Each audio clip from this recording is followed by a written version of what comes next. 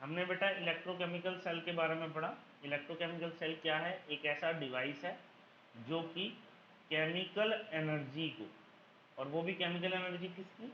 Indirect redox reaction की।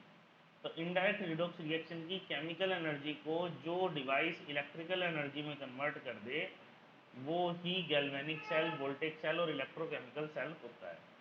इसमें क्या होता है बेटा? एक एनोड होता है और एक कैथोड होता है।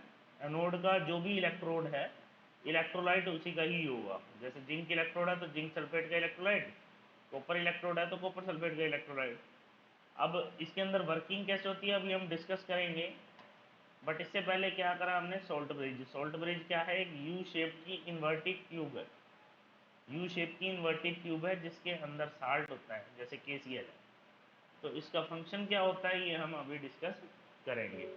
और इलेक्ट्रोकेमिकल सेल काम कैसे करता है ये भी हम डिस्कस करेंगे। तो स्ट्रक्चर में और डेफिनेशन में अगर किसी को कोई क्वेरी है तो बेटा वो पूछ सकता है। फंक्शंस हैं सॉल्ट ब्रिज के। सबसे पहला फंक्शन है बेटा इट, सबसे पहला फंक्शन क्या है? It completes the inner circuit. ये जो अंदर वाला सर्किट है, ये जो अंदर वाला सर्किट है, ये कौन पूरा करता है? Salt bridge. Second, it maintains neutrality of cell. ये सेल की न्यूट्रलिटी को मेंटेन करता है। यानी कि अगर Zn2 पॉजिटिव एक्सेस में आ गए ना, अगर Zn2 पॉजिटिव एक्सेस में आ गए हैं, इकट्ठा हो गए हैं यहाँ पर सॉल्यूशन में, तो ये Cl नेगेटिव भेज के ZnCl2 बना देगा और ZnCl2 नीचे बैठ देगा। तो जो हिंड्रेंस दे रहा था Zn2 पॉजिटिव वो तो खत्म हो गया। इसी तरीके से SO4 नेगेटिव जो इकट्ठा हो गया है, उसको ख़त्म करने के लिए ये K पॉजिटिव भेजेगा और क्या बना देगा? K2SO4, जो कि अगेन नीचे बैठ जाएगा। तो वर्किंग क्या है सबसे पहले इसकी? इलेक्ट्रोकेमिकल सेल की। इसमें जो एनोड है जिंक है, जिंक की ऑक्सीडेशन होएगी और जिंक जो है इलेक्ट्रॉन लूज कर देगा। ये इलेक्ट्रॉन कैथोड की तरफ जाएंगे जो कि कैथोड का सॉल्यूशन ले लेगा। यानी Zn give Zn2 positive plus 2 electron. Zn क्या है? इलेक्ट्रोड है। Zn2 पॉजिटिव कहाँ जाएगा? सॉल्यूशन में। और 2 इलेक्ट्रॉन कहाँ जाएंगे? कैथोड की तरफ वायर से होते हुए। कॉपर आयन से क्या करेंगे? कॉपर आयन की क्या हो जाएगी? रिडक्शन, क्योंकि कॉपर आयन गेन कर लेंगे 2 इलेक्ट्रॉन जो एनोड से आ रहे हैं, और किस में चेंज हो जाएंगे? कॉपर में। किस में चेंज हो जाएंगे बेटा? कॉपर में।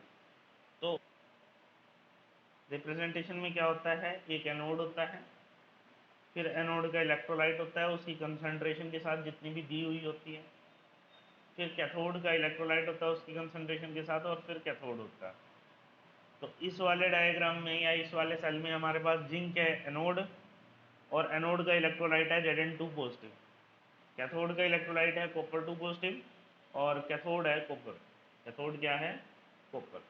तो ये बेटा सारी बातें हमने इलेक्ट्रोकेमिकल सेल से रिलेटेड करी हैं। इलेक्ट्रोकेमिकल सेल के बारे में हमने डिस्कस किया बेटा इलेक्ट्रोड पोटेंशियल। इलेक्ट्रोड पोटेंशियल का मतलब क्या है? कितना डिफरेंस है, कितना पोटेंशियल सेटअप हो रहा है between metal atom and it's ion in solution. And it's ion in solution, ये मेटल एटम है Zn, और इसका जो आयन है सॉल्यूशन में वो क्या है? Zn2 positive. तो Zn और Zn2 पॉजिटिव के बीच में जो पोटेंशियल डिफरेंस सेटअप हुआ है उसको हम इलेक्ट्रोड पोटेंशियल कहते हैं। ऐसा इलेक्ट्रोड पोटेंशियल कैथोड का भी होगा और एनोड का भी होगा। यानी उस इलेक्ट्रोड का भी होगा जो इलेक्ट्रॉन एक्सेप्ट करेगा, और उस इलेक्ट्रोड का भी होगा जो इलेक्ट्रॉन रिलीज करेगा। तो tendency of any electron to gain और lose electron is called electrode potential. और अगर स्टैंडर्ड कंडीशंस में यूज़ कर रहे हैं तो हम उसको स्टैंडर्ड इलेक्ट्रोड पोटेंशियल के नाम से जानते हैं। अब वो इलेक्ट्रोड जो है वो लूज करेगा इलेक्ट्रॉन, तो उसका स्टैंडर्ड ऑक्सीडेशन पोटेंशियल है और हम ऐसे रिप्रेजेंट करेंगे। और अगर वो गेन कर रहा है तो उसका स्टैंडर्ड रिडक्शन पोटेंशियल है और हम ऐसे रिप्रेजेंट करेंगे। अब प्रॉब्लम ये है दोनों में फ़र्क क्या है? एक में Mn पॉजिटिव में चेंज हो रहा है यानी ऑक्सीडेशन हो रही है, और दूसरे में Mn पॉजिटिव M में चेंज हो रहा है यानी कि रिडक्शन हो रही है। अब मैंने कहा कि ज़्यादातर जो रेफरेंस है वो SRP वैल्यूज़ होती हैं, स्टैंडर्ड रिडक्शन पोटेंशियल होती हैं। तो अगर किसी का ऑक्सीडेशन पोटेंशियल दे रखा है तो हम साइन चेंज करके उसका रिडक्शन पोटेंशियल निकाल सकते हैं। फॉर एग्जांपल मेरे को दे रखा है Cu Cu2 पॉजिटिव का सपोज करो -0.34 volt standard reduction, standard oxidation potential, क्योंकि ऑक्सीडेशन हो रही है ना इसकी, तो स्टैंडर्ड ऑक्सीडेशन पोटेंशियल दे रखा है मेरे को -0.34 वोल्ट।